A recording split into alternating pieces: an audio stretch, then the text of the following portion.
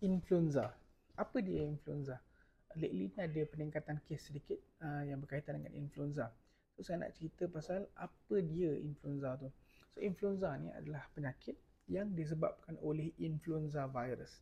Apa dia influenza virus? Influenza virus adalah sejenis RNA virus, jenis daripada keluarga Orthomyxoviridae.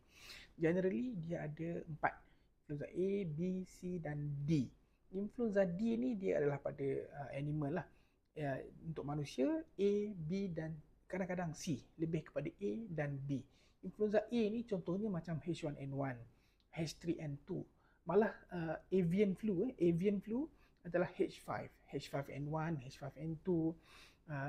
Influenza A contohnya swine flu, sesama babi, H1N1 contohnya.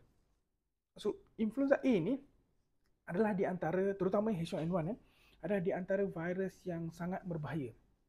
Kalau kita tengok pada sejarah pandemik pun, influenza A adalah virus yang menyebabkan pandemik yang paling deadly sekali.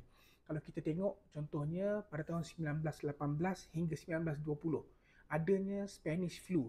So Spanish flu adalah disebabkan oleh influenza A H1N1. Nama dia Spanish flu, tapi sebenarnya dia bermula di New York, US. American macam itulah kan. Dia salah, dia blame orang lain. Dia blame pada Spain. Sedangkan dia bermula di New York.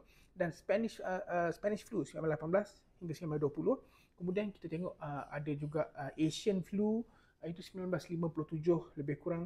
Dan pada tahun 2009 ada swine flu punya, Malaysia pun terlibat pada tahun 2009, H1N1, influenza A, H1N1.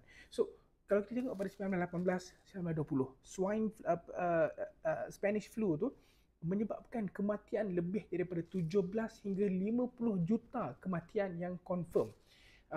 Ada data mengatakan mungkin sampai 100 juta kematian disebabkan oleh Spanish flu ketika itu. Influenza A, H1N1. So kita tahu influenza A adalah penyakit yang boleh bawa kematian di seluruh dunia. Kesan dia sangat-sangat serius. InsyaAllah dalam beberapa hari yang berikutnya saya akan bagi sedikit-sedikit detail berkaitan dengan influenza supaya kita semua boleh faham, kita semua boleh cegah, kita semua boleh rawat dengan lebih baik insyaAllah.